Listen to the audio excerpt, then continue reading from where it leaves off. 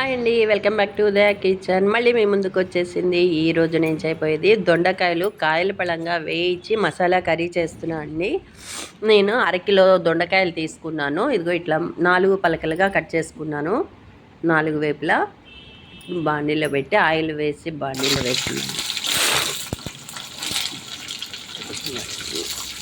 ఇవి కొంచెం బాగా సగం పెట్టి బాగా వేగాలండి, లేదంటే కసకసలాడుతూ బాగోవు. అందుకోసమని కొంచెం నేను ఆయిల్ ఎక్కువ వేసి బాగా వేయిస్తున్నాను.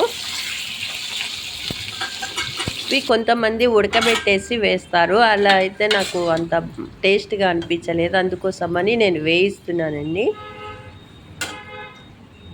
అయిపోవచ్చిందండి, ఇంకొక 10 నిమిషాలు అయితే అయిపోతాయి. దీనికి నేను ఇదిగోండి పల్లీలు వేయిస్తున్నాను. కూరలోకి దొండకాయ కూర అండి, దొండకాయల పళ్ళంగా వేయిస్తున్నాను. ఇదిగో దానికి గ్రేవీకి పల్లీలు వేయిస్తున్నాను. ఇదిగోండి కొంచెం దానిలోనే కొంచెం శనగపప్పు కూడా వేసేస్తున్నాను. అట్లానే ఒక గరిటె మినపప్పు కూడా వేస్తున్నాను.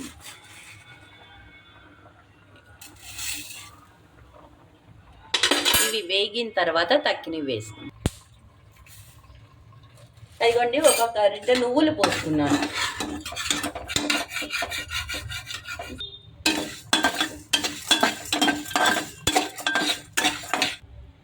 ఇదిగోండి ఒక గరిటె ధనియాలు వేసుకున్నాను. ఇదిగోండి 2 గిన్నెలు మెంతులు వేస్తున్నాను. మెంతులు వేస్తే చాలా బాగుంటుందండి వాసన. ఇదిగోండి కొంచెంగా జీలకర్ర వేస్తున్నాను.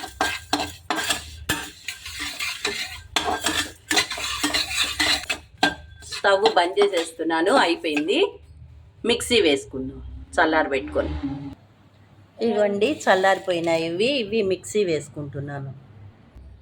ఇవ్వండి కొంచెంగా వాటర్ పోస్తున్నాను. ఇందులోకి కొబ్బరి ఉంటే ఇంకా బాగుంటుందండి, కానీ కొబ్బరి లేదు, అందుకోసమని వేయటం లేదు. ఇవ్వండి మెత్తగా వేసాను. తగ్గింది చూ. ఇవ్వండి బాండీ పెట్టాను. ఇవ్వండి కొంచెంగా జీలకర్ర వేస్తున్నాను, కొన్ని ఆవాలు వేస్తున్నాను. ఇవ్వండి 2 మిరపకాయలు వేస్తున్నాను. ఇదిగోండి వేగిపోయింది.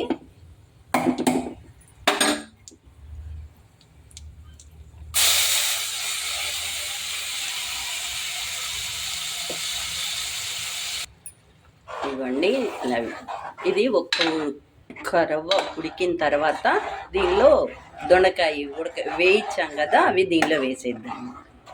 దీనికి ఇప్పుడు ఉప్పు అవి వేసుకుందాం.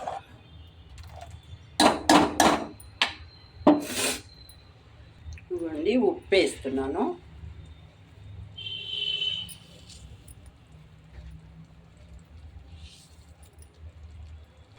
ఇవ్వండి కారం వేస్తున్నాను.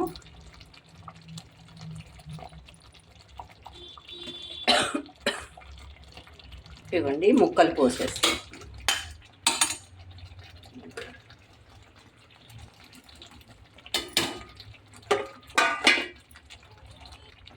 ఇదిగోండి ఇంకొక నిమిషం ఉంచి దించేద్దాము.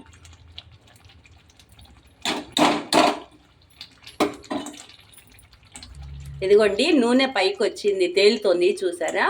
ఇప్పుడు బంద్ చేసేద్దాం. అయిపోయిందండి.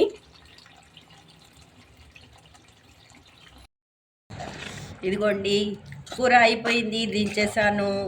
మరి మీరు కూడా తప్పకుండా ట్రై చేయండి. ఎట్లా కుదిరిందో కామెంట్ చేయండి.